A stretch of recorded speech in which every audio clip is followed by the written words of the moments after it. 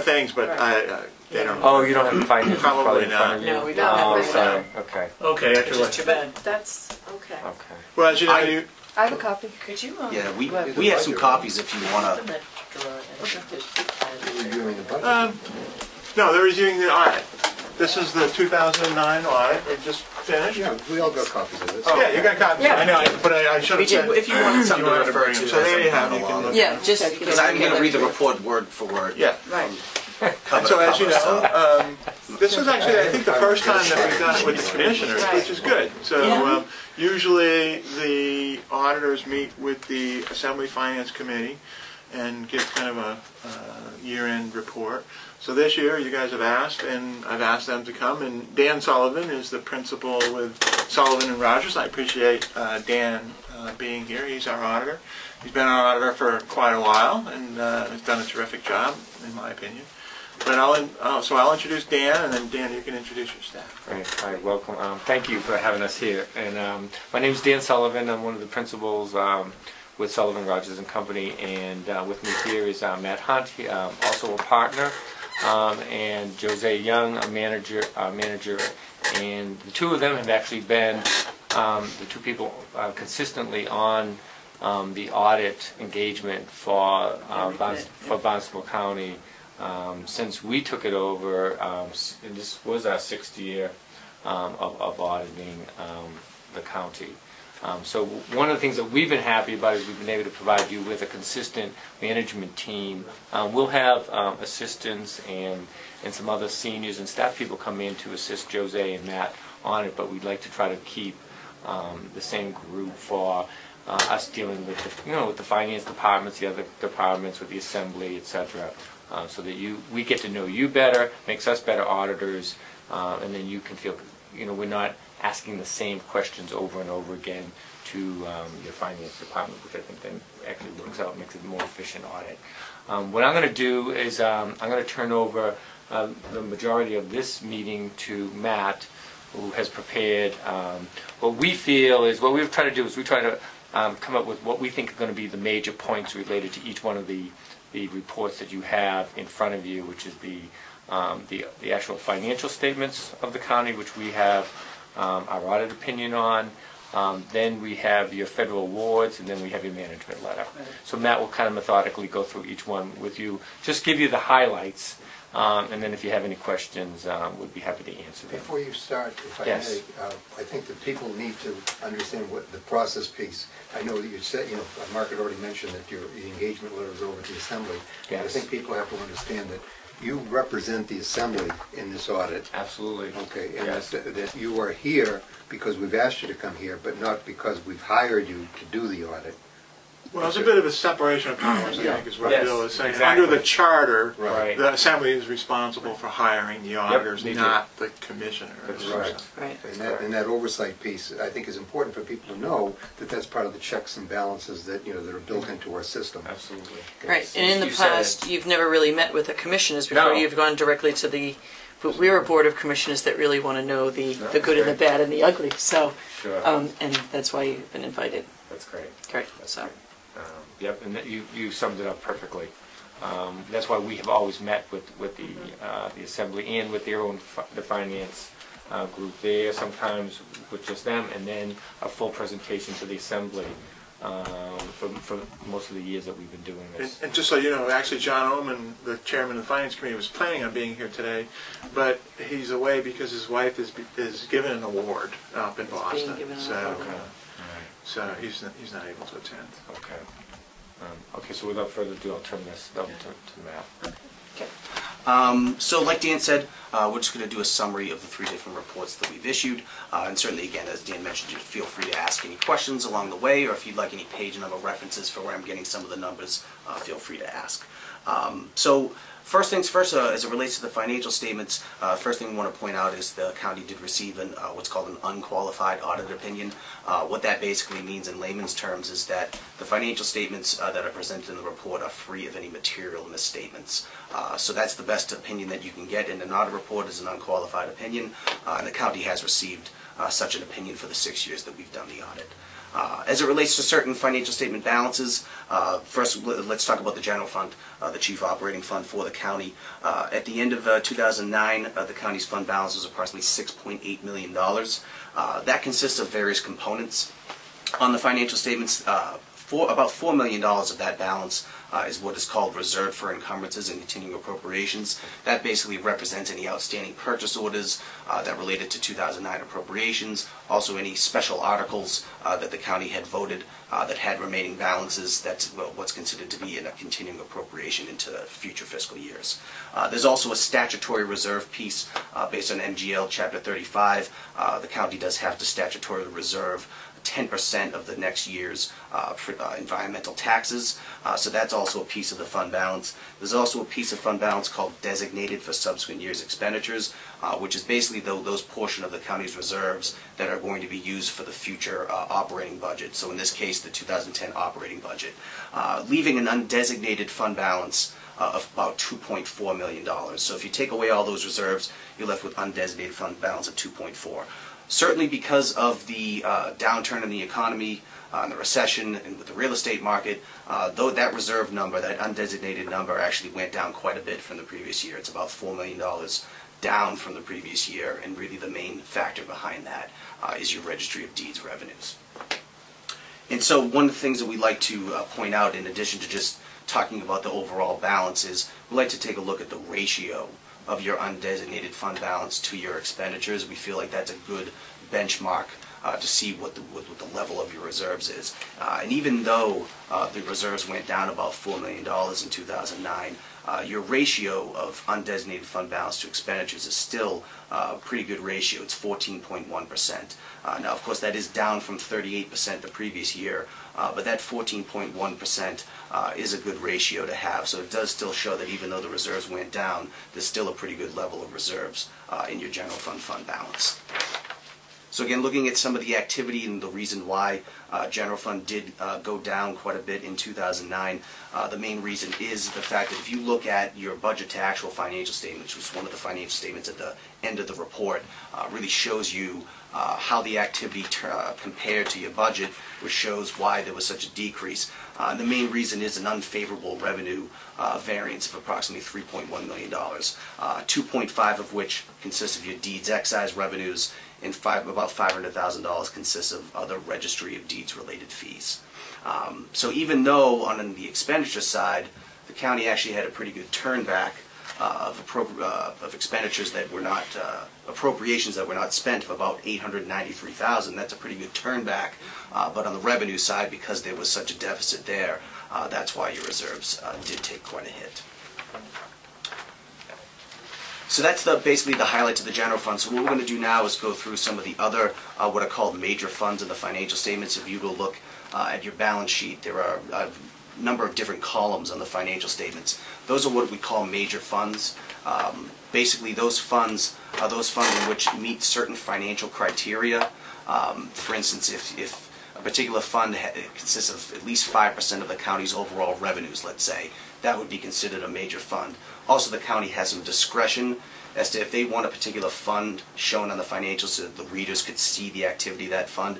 There's discretion for the county to show those as separate funds. So we're going to get into some of those other major funds now. One of them being the Cape Cod Commission Fund. At the end of the year, the fund balance in that fund was about $1.5 million. In terms of activity, the activity in that fund is fairly consistent with the previous year. There was environmental protection taxes of about $2.7 million. The Commission also receives various grant funding. So for 2009, that approximated to about $730,000. There were also some other miscellaneous revenues. And in terms of expenditures, there were approximately $3.6 million of expenditures. So overall, the fund balance in that fund actually increased about $200,000 in 2009. The next major fund is the HUD Home Program Fund. That's a federal grant related to various rehab loans and things of that nature. So the activity in that fund is also usually consists of revenues and expenditures that are basically an in and an out. You don't see a lot of net income, so to speak, in that fund. Usually whatever you spend is what you receive because it's like a reimbursement-based program. So in 2009, the activity in that fund was $866,000 of revenues and about $874,000 of expenditures. So again, fairly consistent between revenues and expenses. The jail operating fund, which this will be the last year that you will be reporting the jail operating fund. Obviously now that the jail has been transferred over to the state, we're actually in the midst right now of doing an audit as of 12/31/09 on the jail operating fund and the other jail-related funds. Jose is working on that audit right now. So this will be really the last year where the county's financial statements will be reporting the jail fund. So just going over some of the numbers real quick there. At the end of the year, there was about $630,000 in fund balance. During the year, they received about $25 million from the state. Another major revenue source was state deeds excise taxes of about $1.9 million. There was also a maintenance of effort transfer that the county has to make every year. Statutorily, it has to increase 2.5% every year. So that maintenance of effort transfer is about 2.5. So now that the jail operating fund is gone, the maintenance of effort transfer for 12/31/09 was about $1.1 million. So that's something where the county will no longer have to pay for moving forward. So that's a big cost savings for the county. The last major fund. Can I just interject here? Sure. So the $25 million, that must have included last year's piece too, because their budget's not like $50 million. Their budget was maybe 30 or 40. That $25 million is all of 2009's intergovernmental revenues. Okay. So yeah, so their expenditures were about. Some of that went transferring back. Yes. I gotcha. Okay. You got it. You got it. Another major fund, there's only two more. Mitigation fund. That's the fund basically, if a developer wants to do a project and there's certain other infrastructural concerns related to that project that need to be mitigated, quote unquote, that's why I call it mitigation fund. They have to pay money to the county so that the county can then make these necessary improvements related to the project. So basically the activity in that fund consists of any money received from developers and any expenditures from the fund or any projects that the county had to undertake as a result of it. So during 2009, there were only revenues of about $100,000 and there were expenditures of about $450,000. So the reason why there's a discrepancy between revenues and expenses is, the county may receive money one year for a particular project, but not actually expend that money until the previous year. So that's what happened in 2009. And those are held in escrow, aren't they? Yes, yes they are. They earn investment income, which then you would be paying back to them if you return if or when you return the money back to the depositor. Excuse me, there is also the piece where these funds, as we hold them here, and I think you're talking about the kickback commission mitigation funds. Yeah, mostly, yeah. Yes. That those funds can be distributed to a community for a specific purpose that is identified in the mitigation. Yes. And it's not money that is given to the county or held by the county other than in trust for an application to be determined later. Right. Yes. I think that's a recurring issue with a lot of our constituents, that the Cape Cod Commission does receive money, and the allegation is that somehow we keep that money, and we don't. We are holding that money until the town comes up with a project that fits the mitigation that is part of the program, that is part of the regulation. Yeah. Yes. I think the fee, I didn't see it on there, you didn't mention it, Matt, but I think the fee revenue, and especially for 2009, was probably pretty low. It was probably less than $100,000. The fee revenue we do keep. We do, but that was very low. Yeah, it was very low. It was. And the county does a great job of, there's a detailed schedule for all the different projects that are involved.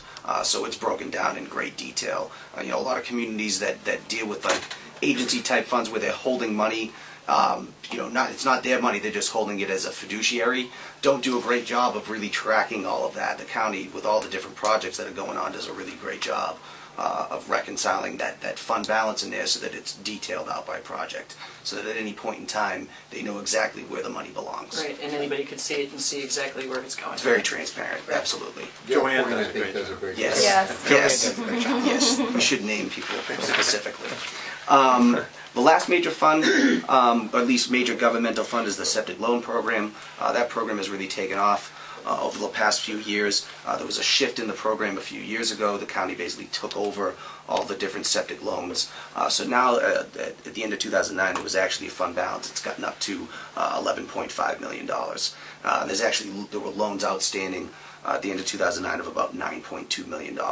And 2009 was actually the first year also on which there was some debt principal paid down on all the different loans that the county has taken out. There was a $300,000 debt principal payment. So those will start to increase as the years go on as well. And the county actually received additional NWPAT loans in 2009 of about $3.6 million. So those are all the different major governmental funds. So the last fund that we want to talk about is the Dredge Enterprise Fund. So that's reported separately in the financial statements because it's what's called an enterprise fund that was voted on by the town. Basically the nature of the county, sorry, hello. I usually deal with towns, so I slip every once in a while. So the Dredge Enterprise Fund at the end of the year had about $1.7 million in net assets. A good chunk of those net assets were invested in the various capital assets that the dredge uses for its activities, about $700,000, leaving unrestricted net assets of about $982,000. In terms of the net income in the fund during 2009, the dredge enterprise had a net income of about $68,000. And there was quite an increase in the number of dredging projects in 2009. That's also become a very popular service that a lot of towns are using. Financially speaking, the last item that we want to talk about in the financial statements, the last two items, relate to your outstanding debt and also your capital assets. So in terms of debt service, in terms of the general fund's debt service specifically, not necessarily the septic loan program, but in terms of debt that had been previously issued by the county for various capital projects and things of that nature, only amounted to about $59,000 in 2009. It really only represents a very small portion of your expenditures, about 0.3%. In terms of outstanding debt, all of the outstanding debt for the county, or most of it, does relate to the septic loan program. So outstanding debt at 2009 was about $11.7 million. In terms of authorized and unissued debt, there is some debt that the county has authorized over the years that has yet to be issued. About $8 million of that relates to the septic loan program, and about $2.2 million, excuse me, 3.5 relates to other capital projects. Lastly, capital assets.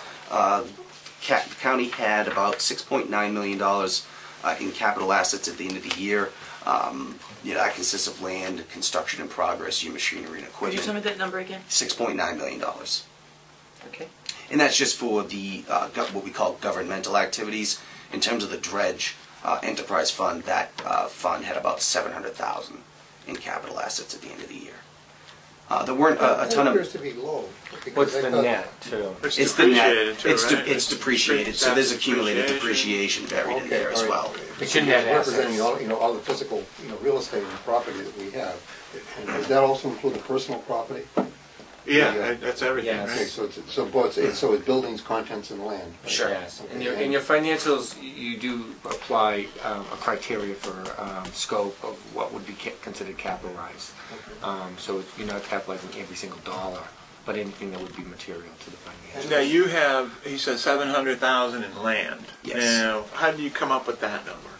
That number is, I don't have the detail in front of me, but that's a detailed listing that we've been provided in the past. I don't think that land number It's is really cost changed. basis. Yeah. It's okay. cost. So if you've had this land a long time, That's Right. the problem. see that Right. this That's is right. not fair market value. This Yeah. is definitely It's cost. So cost. if you have this, Right. a lot of the land could be worth $1 because it's been here part of the county for. Exactly. Right, You yeah, know. if it was fair market value, it would be substantially higher.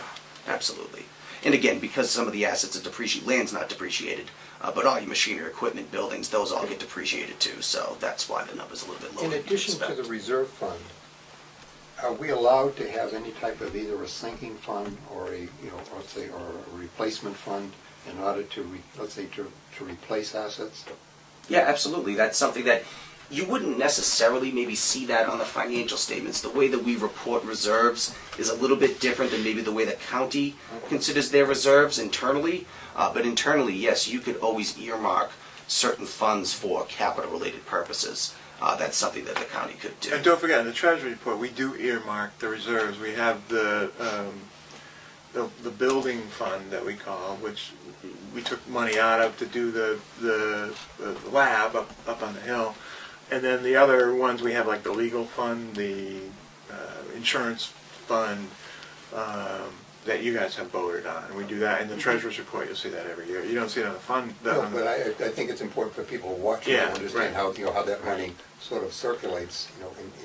And on the general fund side, Bill, really the kind of replacement is you do through your capital improvement program. On the dredge, we actually do build in every year an amount that's factored into the rates that goes into replenish the dredge. We try to keep 75. You mentioned last year the net was 68, so it was a little bit lower than what we had anticipated, but it's usually around 70,000 a year that we try to put aside in a replenishment fund. In that replenishment is it would buy us a new dredge, do repairs, and that sort of maintenance of the dredge. Yeah, exactly. And also to keep in mind, too, we talked earlier about the general fund reserves and continuing appropriations. A big chunk of that continuing appropriations are capital in nature, things that the county has voted on but just hasn't spent yet. I think it was about $1.3 million out of your reserves was capital in nature. So the county does a good job of making sure they're earmarking enough funds for its capital asset needs. So those are really the highlights of the financial statements. Does anyone have any questions about the financial statements at all? The only question I had actually was about turnbacks. And I just wondered if most of the turnbacks are salary related or are they expense related, would you say? I mean, maybe you don't have that kind of a breakdown. What do you mean by turnback? What is that? The end of the fiscal year when I you would haven't know spent. that. Oh, the money you haven't spent. Okay. Yeah, I think, Maybe I'm trying to think of 09. Yeah. Well, in 09, I know one thing out of the 893, 175 was debt, related to debt services. Yeah, right. It was, We put interest. We put a placeholder in because we knew our debt service was practically nothing, as they said, because we haven't issued bonds, basically. County hasn't issued a general fund bond since 97. I think this year, maybe 09, maybe last year was the last payment on that, and that was when we closed the hospital. And so, as Matt mentioned, I think you said the general fund balance had like a negative $2.2 million. We're going to have to issue some debt. And we put a placeholder in the 09 budget to do that. We've done that in 010 too. There's a placeholder in there. But I would say, well, I'm trying to remember. 98,000 was retiree benefits. Yep. So some of it's benefits. And then other was 94, so that's definitely not salaries. It's not. I was going to say most of that's not salary. Typically speaking, it is vendor. Because you really, appropriations. you know, unless you really lay off, you know, significant amount of your salary's pretty workforce, close. you guys really, when you're budgeting, know exactly what your salaries are going to be. So Or there's have usually a lot of turnover, which doesn't exist here. Like in a municipality, they may have a lot of turnbacks in salaries. So I would say that it's usually it's Group 2, professional services. Group 3, materials. Group 4 is kind of other expenditures. Group 5 is equipment or the benefits piece. And usually what will happen, and Mark could probably talk a little bit about this, when you end up seeing that your revenues are going to come short, you usually start scrambling to make sure that anything that you didn't really need to do in that year, you try to hold back. Well, obviously salaries is one thing you would want to do less, unless you had extra people that you could and let go, but you usually start holding back on some of your expenditures. In 08 and 09, we definitely did that because we knew we weren't going to have the money. Right. And now, I mean, you know that, you know, the registry, it's pretty consistent what's going to, you know, you can predict a little bit better, obviously a lot better now what's going to come in. So therefore, when you came up with your 2010 and you're coming up with your 2011 budget, it's obviously going to be significantly different than it has been in the past because you could not sustain these continued losses or expenditures exceeding revenues for much longer. Because I think your goal is to maintain, you know, a very comfortable leverage of your fund balance in relation to the amount of expenditures you would normally have. Next year's revenue estimate for registry deeds for 2011 is $7 million, and that's about what we're collecting now, I believe, which was substantially lower than 08. Is there a way, say we did want to grow, and not just maintain, but we wanted to expand a service or initiate a new service? How would our budgeting?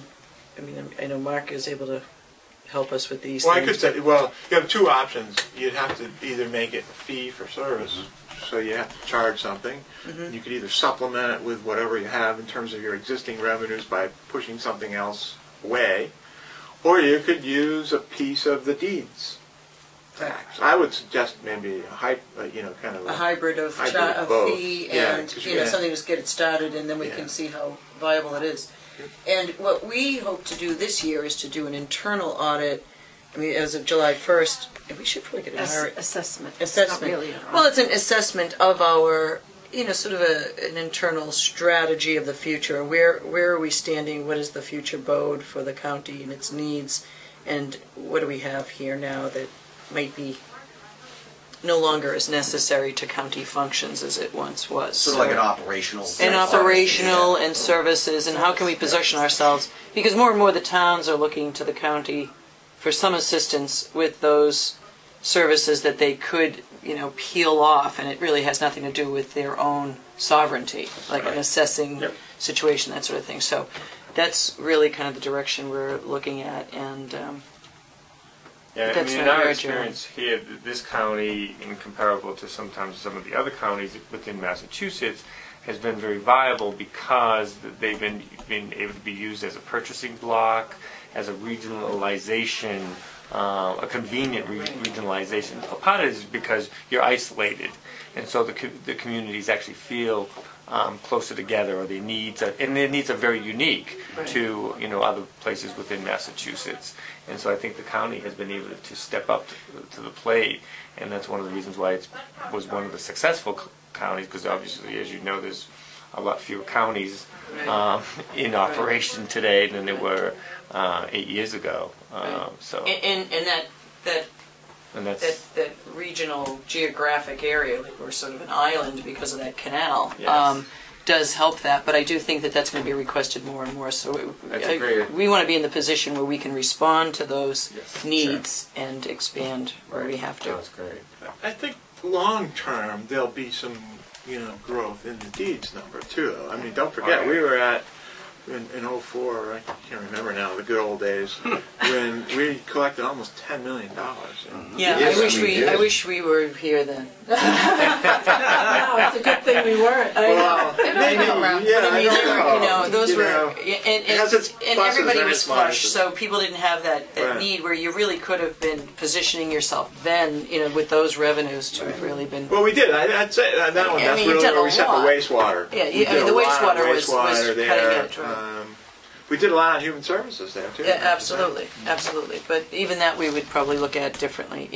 Hindsight's always 20/20. Well, think about it. You guys lost $4 million in reserves, and you still got a pretty good level of Reserve. reserves. I mean, that's right. And we have a good indication how smart you guys were. And we did a lot this year. I mean, we actually were able to respond in a big way, considering we were cut. So some of us have theories of reserves that says that we should increase, as revenue opportunities increase, we should also increase the percentage of reserves that we put aside. In a corporation, for example, if there's more revenue coming in, that's also an opportunity to, let's say, to increase your asset base by by going to reserves. Is there any figure of merit that that you've seen that successful counties have in Massachusetts? I don't know, is your practice limited to Massachusetts? Yes. Okay. So in Massachusetts, is anybody looking at the issue or anticipating a plan that if revenues were to increase, that they would take a look at their, let's say, increasing their capacity for holding on to reserves or building up their reserves? Well, there is some limit by statutes. There are limitations in the amount of reserves that you actually can just hold, because by nature those reserves are built up by someone else giving you the money. So therefore, it's usually there's that tug of war, and that's where like the assembly comes into play a lot, because they're representing their constituents, and so therefore. When you guys reorganized, you were able to, I think you picked up a little bit of more leeway, reserve capacity than you had under the old structure, which was really a good thing, because that was crippling, to be honest with you, at that point in time, where you really had to keep the bare minimum of reserves, and it just did not make sense if you were going to become a new kind of county, a county that actually served more of a purpose rather than just hosting the registry and the local jail. So that has helped a lot. But it's a balance, because you really need to hold those reserves for a specific purpose. No, I get that part of it, but I also seen that other counties have taken a very aggressive reserve policy. You mean outside the state? Outside the state. have taken a very aggressive policy with regard to building up reserves in order to have capacity for, for specific capital improvements and Those things are Maybe like that's that. something we should look at, Bill. And that's true, but and depending on where you're at, though, counties outside of New England, counties actually run a lot more. City, they pay for the schools. They, so it's you have to make sure we're looking at apples and apples when you're looking at that. They're running more. We're very decentralized here in Massachusetts. The sovereignty is with the cities and the towns, and counties really have been more of just an extra layer sometimes compared.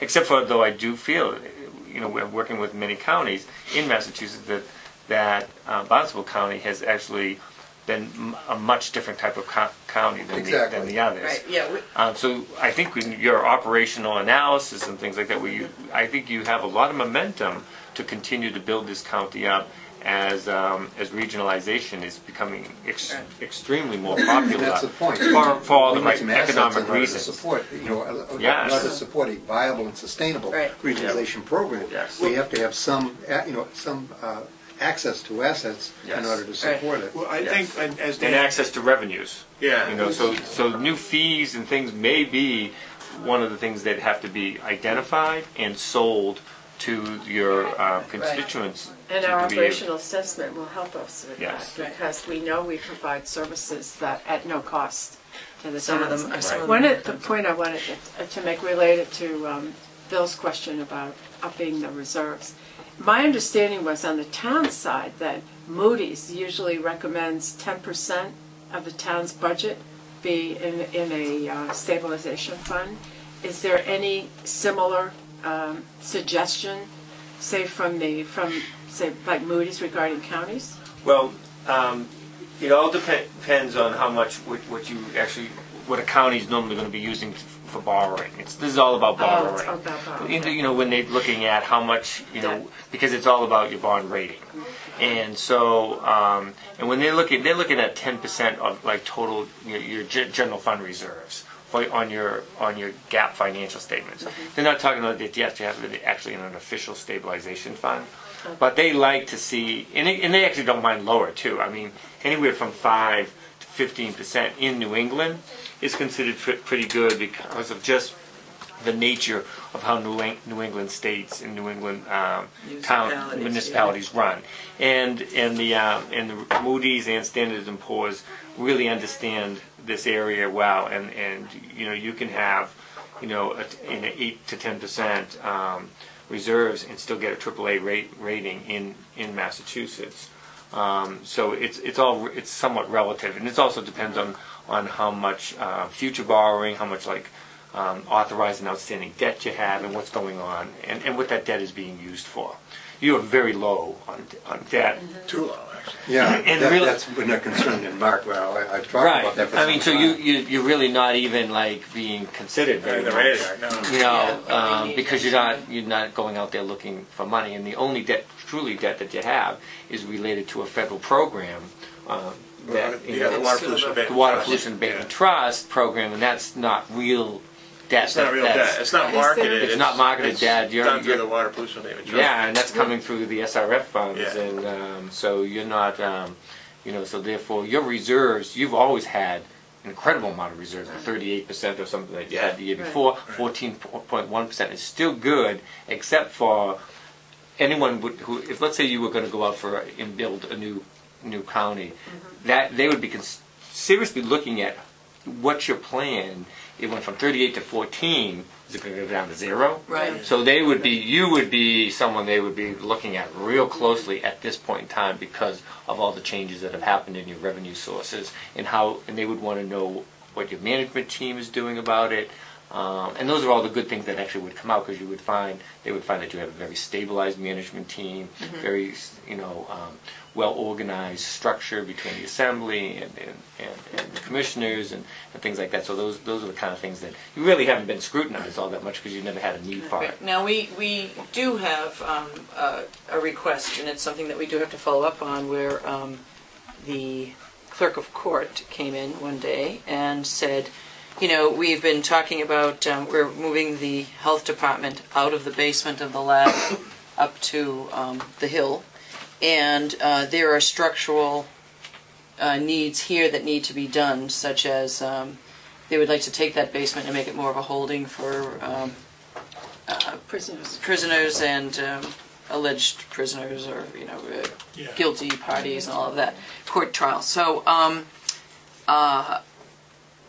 how would we go about that? Because we said that we put together some sort of building committee at that time when Scott was here. Maybe kind of put together a committee of maybe the district attorney and the clerk of court and ourselves to look at what do we need? What are all our joint needs? There are our tenants. Thank you. We are the landlords, and yeah, we had a building committee. So I'm just saying, how does this affect something like that? Say we were going to go forward and we were going to do some real renovation with the major debt.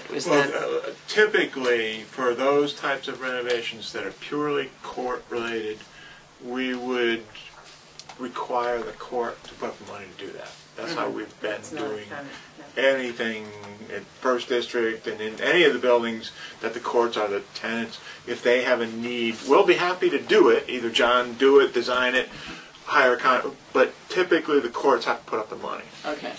Now what we could do is if there were some other arrangement made, it'd have to be an agreement by the trial court. We could issue the debt and they could pay us back through the lease. That has happened. So there's different ways. And even it happens now. If you do a roof on a particular project and say that the court occupies 54% of that building, they'll pay 54% of the the debt associated with the roof because they're using theoretically 54% of it. Right. Okay, so we can. So it can be done. Yeah. My other question is there a benchmark for debt capacity for a county or for our county? There probably is. We don't have a debt limit. I mean, I'm not sure if, because with like a city or town, they can only do so much debt. There's inside and outside the debt limit, and no one ever really actually comes close to it. And I don't. Under 35, there's no statutory debt limit. So there isn't. There would be by Moody's or S&P. They would have a big concern if you were incurring a lot of debt. Let's say everybody got this high idea we're all going to build all these new buildings and but no one really cared how it was going to be paid. Right. Moody's would care, and the bondholders would care, and that you would be probably stopped because it would be considered scrutinized. Yeah. So it kind of works. Counties by nature don't get in at least Massachusetts do not have the need for all that for a lot of new. That would be a market control rather than a statutory. Yeah, exactly. Yeah. I do have a question, and it's kind of that nasty area. How about GASB 45? Yes. We obviously have not pre-funded or funded our. So can you just talk a little bit about what the liabilities are, and are many public entities in Massachusetts funding GASB 45? You might want to explain GASB 45. I'm sorry. Okay. And then. Sure.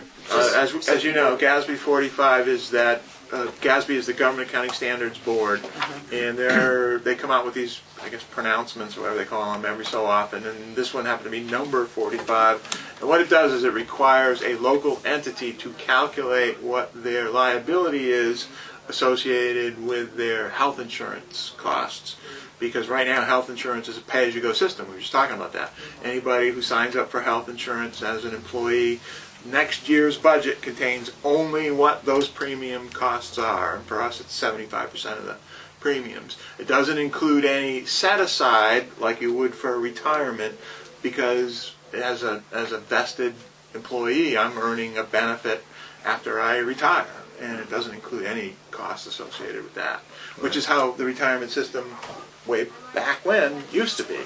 So, GASB 45 requires you to calculate what that liability is. It doesn't require you to pay it or set aside money for it, but you have to know what it is and what that impact is on your. Right. And it is a real issue. Right now, based on on the last actuarial you had, you're unfunded by about $91 million that you should have on hand now. Okay, that would be earning and stuff like that to pay out what they actually calculate. Everyone who has worked for this county and is now retired, you're going to have to continue to pay under your current agreements, health insurance. The only caveat I would put on that that. $91 million number is, I believe that includes existing I'm sorry, sheriffs. yes. It does. People. Existing people that when they retire. So yes, So it'll be So we less just than had that. It that will. yes. peeled off. So Right. So it'll what do be we have? $45 million Yeah, 45 million? So much better. that we ain't got. So in your actuarial feels that Great. you should be putting, to cover all of this, you should be putting about $8,700, $8,700,000 away a year. Right now, under your current pay-as-you-go, you're paying $1,741,000. So we have a shortfall in what they think that you should be putting is right now is about almost $7 million that we're short per year. And that's what we're showing as an accrued liability on your financial statements. Now there is a lot of communities have been trying to put money aside. There is Mass General laws, different. In fact, one just recently related that Chapter 479 of the Acts of 2008 allows local governments to, including counties, to be able to put money aside. However, That's the trust fund. It's a trust fund. Yeah, trust A fund. trust That would go fund. towards the healthcare. Yeah, Is and it you would put away. designated?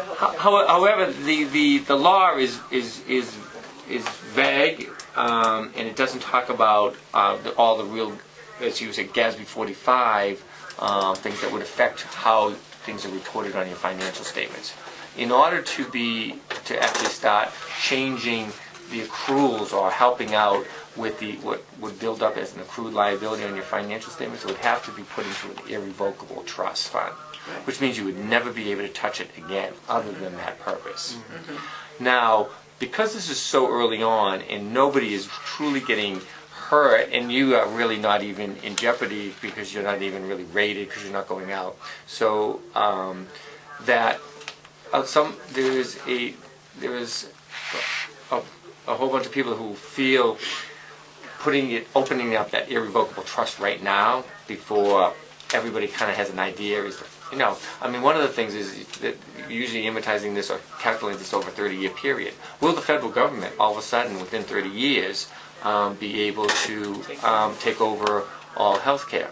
There is some municipalities within the whole country, in fact I was just reading something this morning about Minnesota, that they clearly actually have that in part of the information that their state is actually talking, when they're talking to their local governments. And they've actually initiated legislature where they could do a revocable or irrevocable. So no one in Massachusetts, other than, we just came across, we possibly will be doing some work for Mass Housing. They've actually created an irrevocable trust fund, and they're actually going to have that audited, or they have been having it audited. I don't think any other, that I have come across, any other community has actually... Wellesley has not? No, they do not have an irrevocable. Not Arlington? They do not have an irrevocable. They've set aside some money. They're all setting aside the money. They went special, But remember? they're afraid Yeah. because it's an irrevocable that if it does go to a universal health care or a single payer of some kind, that the federal government can say, we're taking all of the irrevocable trusts to help fund this? Is Or that what you they're- an irrevocable is irrevocable. Right. And so you would have to be using it, you couldn't have to touch it. You're gonna have this huge legal thing, and that's You one have of to the go to reasons court. why you go to court. What would be able to make you touch it if you had some liabilities in your health delivery or health insurance? Oh yeah, you Say you did it for health. Oh, you'd be Yeah. using it. So, for Yeah. example, what you would do, let's say you did it and you had, this money, you had the 91 million and you could put it in there. Mm-hmm. What would happen is when you pay your health insurance bill, the portion that's related to retirees would get paid out of that trust fund, I see. and the portion that's related to just, the current people would get paid out of your It's just like the pension fund. Yeah. It's just like the retirement fund. Right. Exactly. It is a Build up the retirement assets. It's a system. retirement fund. Your Okay. retirement is irrevocable trust fund. Right. Okay. In essence, so it So- runs almost the exact And same way. You can create irrevocable trusts for various activities, not just healthcare. Well, you have to be able to create these trust funds under Mass General Law. Right. See, that was the issue where he mentioned Chapter 479 of the Acts of 2008. Right. Even if I had 91 million before that law, all I could do was put in a general bank account earning 0.01%. Right. So what this allows you to do is to set up a trust, and it's not clear, as you said, that whether that's an irrevocable trust or not, Right. and then invest that money in stocks and bonds and bigger all of those things that will earn returns. a rate that allows me Right. to then on this use a discount rate that actually brings the liability down, Right. because then you're assuming instead of 0.1%, which is probably what you're using on that, you can Right. use 5 or whatever reasonable rate, Yes. so that those liabilities are discounted over time. Okay. Yeah, There's I a think great concern with that, though, because of the establishment or the identification of the amount of risk that's involved with that kind of investment. Well, but it's the same thing in the pension fund bill. You use an actuarially assumed rate of return of 8.25, and we might argue whether that's a little too high now. But I thought that over time, that's a reasonable long-term investment expectation, and it used to be based on a 60-40, 60% equities, 40% bonds. That's certainly Yeah. changed now. But over a long-term period, that's a reasonable expectation of return. Well, with the assumption of the state taking over the pension investment piece, we essentially, we're just in an administrative role. Well, no, that's our liability, and it's each individual community's liability associated with GASB 45. And back in 2008, when they were doing that, one of the options that was on the table was to allow the pension fund to do those investments. But for whatever reason, that language didn't get in there. Right. So it's an issue that every local government, state and local governments are having in the whole country.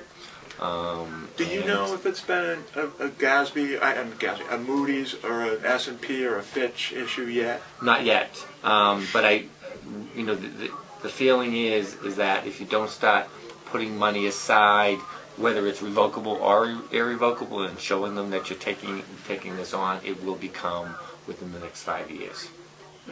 That and again, doesn't impact you unless you're deciding to go out for some major borrowing. And I would say we are rated. But it's going to affect you. I'm sorry.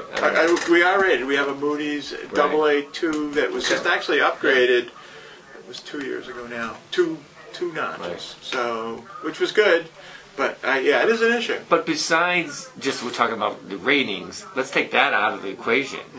How will the county sustain itself when it can't? When all of a sudden this health insurance becomes a larger portion of your budget?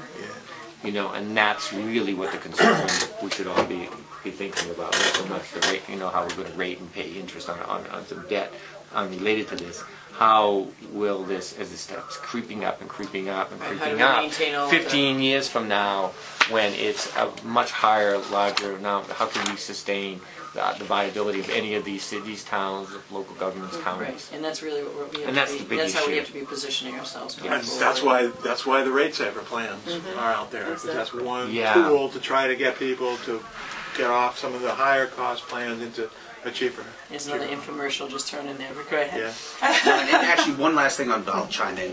One way to measure how much of an impact this has is, we talked about the general fund and other reserves. We're down $4 million, but you still have 13.1%. By accruing this liability, your financial statements are a full accrual basis, capital assets, debt, everything, and now this OPEB liability, you actually have unrestricted net assets of negative $8.7 million. So that really kind of highlights, and that's just in year one. It's only going to get worse. In terms of the accruals. I mean, that's a way to sort of, and I think that was the whole point of GASB 45, and the reason why GASB, I think, wanted to do this is to say, this is an issue, let's really highlight it on the financial statements, Right. instead of just being some theoretical issue, Right, you can that actually you're not see it. preparing for down the road. Yes, Exactly. right. Right. Yeah. So are we preparing for this down the road, Mark? Yeah. Well, I think we have to start. Yeah. I mean, Yeah. I don't think there's any requirement that you have to fully fund every year's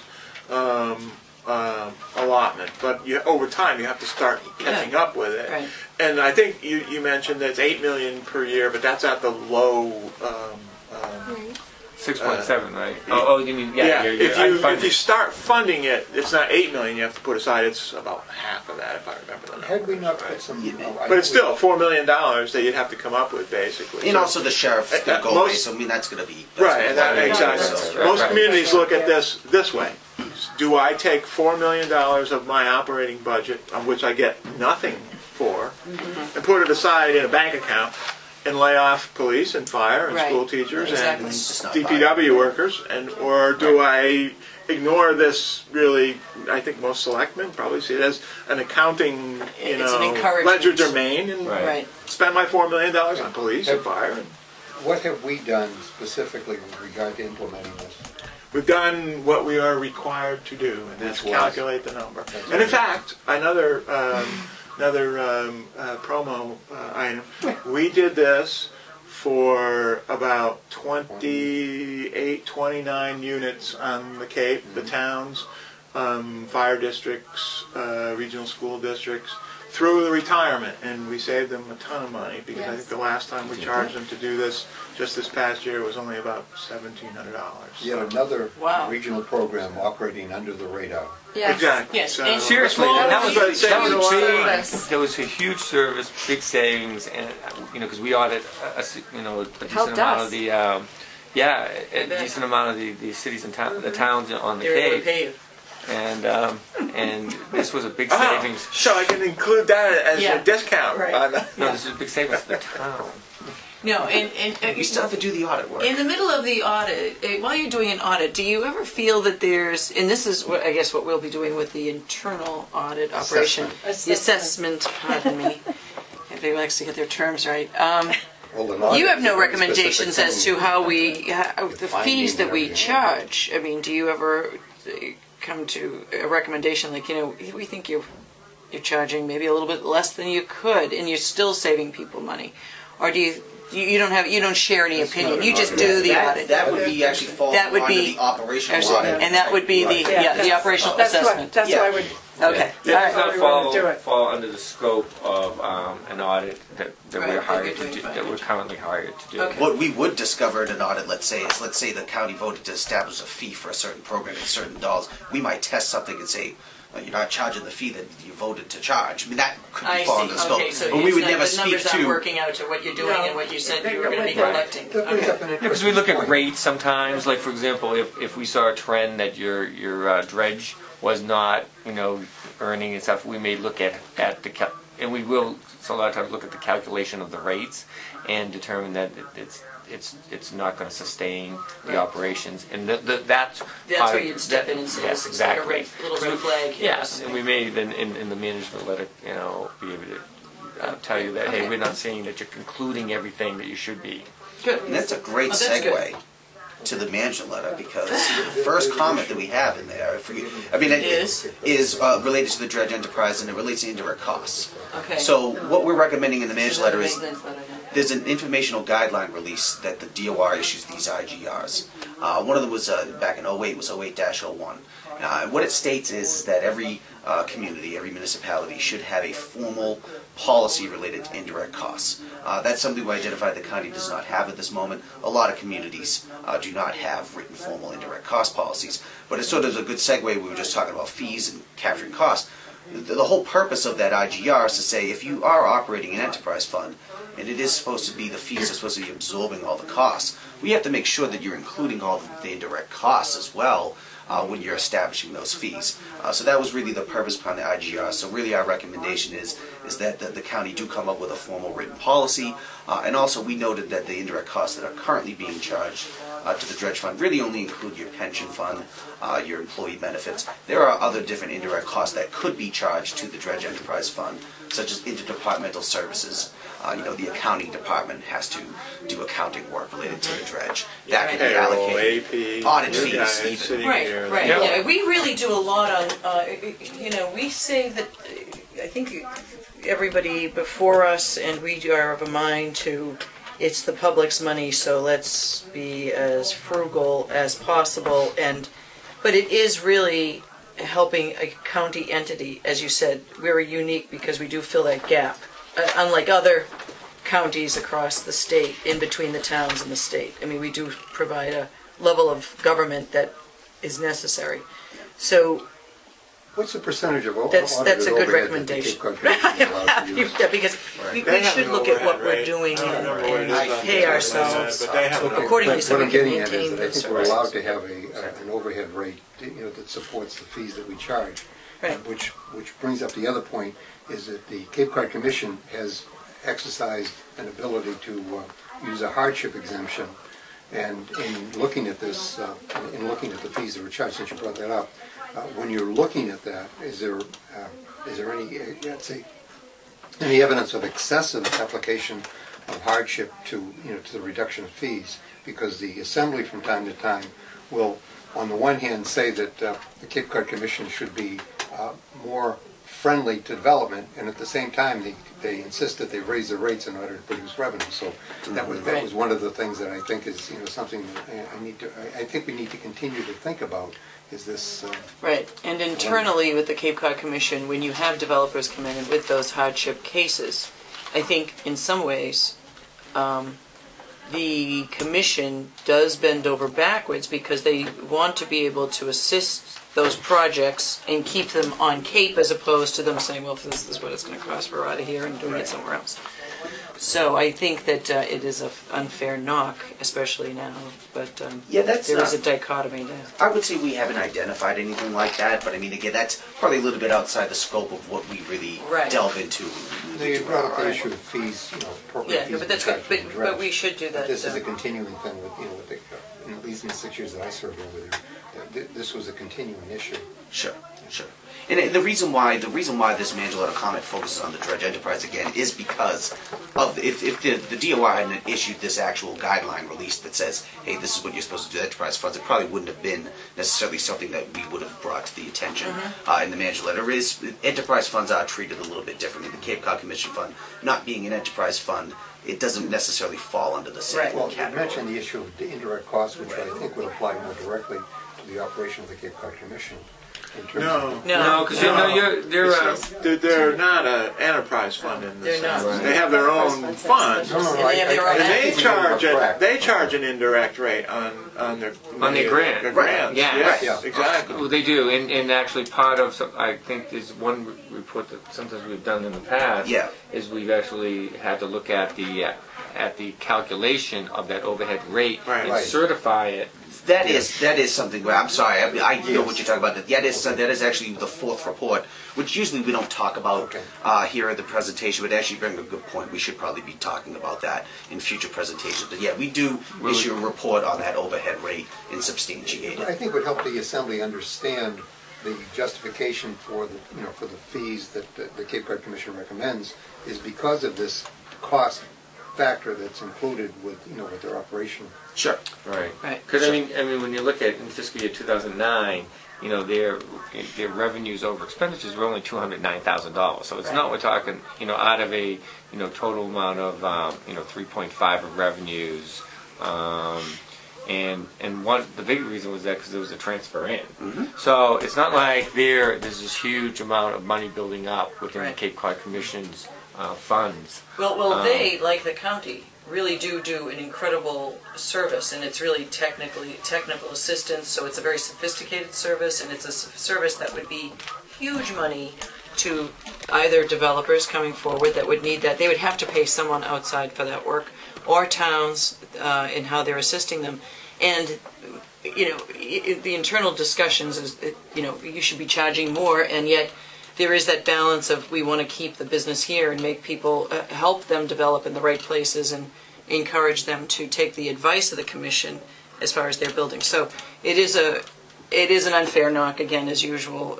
Either the county gets or the commission gets, but. Well, it's a balance. Like It is a everything else, balance, it's but we could probably still make some more. Yeah.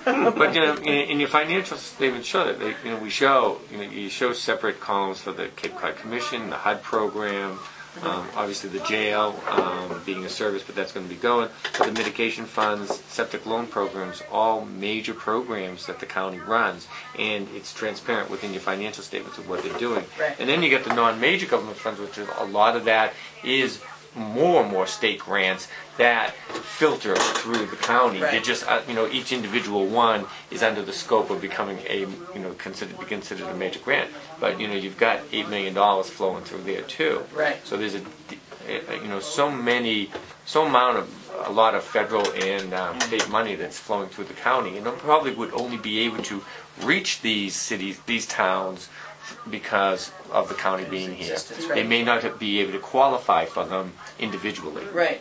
And we are also able to lend that transparency so that there is a detailed public record to the public. We're trying to As convince the feds, even as we speak, about their need to recognize us as a conduit for CDBG money for those towns who do not, qualify individually. Right. Which is a good argument, don't you think? I mean, Yes. yeah. We might have you come in. Testify I don't know if it was the main. But I'll talk. Yeah. Okay, so back to the management letter. Yeah, only a couple more comments, and actually the last couple comments kind of relate to the Sheriff's Department, which, since it's going away, how much relevance is there to it, but we'll talk about it. There is a little bit of relevance to the comment about bank accounts. We did identify, the county actually did identify this, after June 30th of 2009, that there were a couple of Sheriff's Department bank accounts that were floating out there that hadn't been accounted for previously. So really the main thing here is, even though those accounts are sheriff related and no longer just the sheriffs with the county, we do feel like the county should have an annual process in place to send out letters to local financial institutions just to see if there's any groups that have issued or opened up a bank account under the county's ID number that wasn't properly authorized, just in case there's something floating out there. So I do think that was a valuable thing that we did come across this year. Last comment relates to the Sheriff Off-Duty Detail Fund. What we identified is that there was a small deficit in that fund.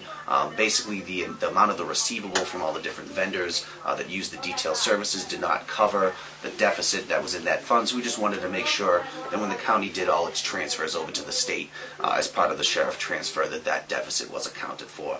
And that is something that we'll probably get into when we do the audit that we're doing right now. Then actually the last comment was more of an informational comment. We've talked a lot today about reserve fund balance and things of that nature. There's a new GASB statement that is coming up. We're up to number 54, and there's actually more than that even. But GASB statement 54 relates to how your fund balance reserves are going to be reported. And Mark mentioned some of the reserves, like legal reserves, workers' comp reserves that you guys have internally that we don't necessarily report on the financial statements. Well, what GASB 54 is going to do is it's actually going to change the way that we report reserve fund balance and things of that nature in the financials, such that those types of reserves, which are more management's discretion, might actually now be reported on the financial statements. So I actually think it's going to add, we've talked a lot about transparency of the financial statements. I actually think this statement is going to add even more transparency, because certain things that maybe weren't reported in the past now will be, so that the readers of the financial statements can really get an inside look as to what management's thoughts are and what their decisions are and how they're earmarking their funds. Right. So basically the nature of the comment is such that the county, as they always do, does a great job of researching these new GASB statements and being prepared for them. So the implementation date is 2011, so we've got a couple of years to get prepared for it. So we're just looking for the county to make sure that they do their necessary research so that that statement can be implemented. And we always help out with the implementation of the statements as well. That's part of our audit services. So that's for the year ending 2011. So it won't even be for this next upcoming audit. It'll be for the year after. Okay. And by the way, just before we leave GASB, I must say that on an anecdotal basis, I continue to receive kudos from Mark for his keeping the towns up to date on that. Absolutely. Okay. Is there anything else? Do you have anything you'd like to add? No, I don't. Wow. Okay. Jose's working on the, and I should mention, along with the sheriff one that they're working on internally, the state auditor, or was it the inspector general? Somebody did you went. No, was it the I know we gave you guys a report of it. It was actually fairly clean. I don't Yeah. remember whether the state auditor or the inspector general did an audit of the sheriff moving. So that's good. So hopefully we will get 2 clean audits after that. Can I go back to the bank account that was floating out there? So you found these bank accounts, and you're like, where did those come from? Oh, so they were under the sheriff's thing. And what did he sort of set those up as, just being able to pay? Or They were all agency-related funds. So in other words, it was, and you might have, did you remember actually the They were, exact nature it was of them? inmate money that's set aside for things. It's an agency fund, so you're just holding it for them and paying it out for them. Right. So it has no effect on the financial statements really, Right. but you don't want to have accounts in the county's That we don't ID know number about. that Right, you don't that know we about. don't know about, and we're not accounting and reporting on, so it looks like we have these little... The only one supposed to Pockets. open an account in the county's name is the treasurer, not somebody else. Right. Okay. I think it was, I don't know if it was the canteen fund specifically, was but it- it was, I either changed the canteen fund. There were three. Yeah, there were Wasn't three the of them. canteen, wasn't it, that isn't one of them when an inmate had whatever money had they have fines. on them Yep. at the time Yeah. that they're incarcerated, Yeah. gets put there, and then when they get Then released, they get their money back. So that's an So it was one of example. those types of things. All So of they them, opened right. it up, and they were just doing their own Right. internal records over there, Right, without and it- it wasn't without notifying including us. it over Right. here, and the treasurer wasn't aware of it. Right. And in most cases, we find that that's the case. It's Right. a It's not department part or something doing it, but a significant, a material amount of money could flow through there and then not get reported as revenues and expenses. So it could impact the materiality of your financial Right. statements, but also it could detect that there is something, expenditures not going through the right procurement Right. Or you don't have procedure. control. So Right. Something's amiss. so that's why what we're saying is it's a good policy to have. To like send out letters once a year or randomly through the Right. year Yeah. to be able to then detect if someone, because you don't always want to do it just at the end of the year, because someone could open up these bank accounts, close 'em. okay, and do it like from September to Right. March, close them, and at June 30th, no Right. one's going to know the difference. Right. So it's just something. It's not a bad Yeah, internal, I think these internal were audit. situations of oversight, not malice. Oh, Yes, oh, exactly. yeah. No, Oh, no, no, clearly, no, no, we would be I'm having a not different suggesting that. conversation if that Yeah. was the case. Yeah. But when will they And start the charging amounts the were business ended up room being and- immaterial. Right, right. No, that's fine. It's just that those things Yeah. can happen, and it's Yeah. good to know. So. Yeah. Okay. Great, that was. Well, that was very enlightening, very and we good. thank you for coming. Thank you. And Thank you for having us. and hopefully this will be an annual visit now. Yeah, and, absolutely. We'll have coffee next time. There you go. Yeah. Well, you don't have any Yeah, funds for see that, if we can so- get a fund for a little, coffee maker. Open up a bank account. Yeah, maybe we should do that. Just we'll call it the canteen fund. There you go.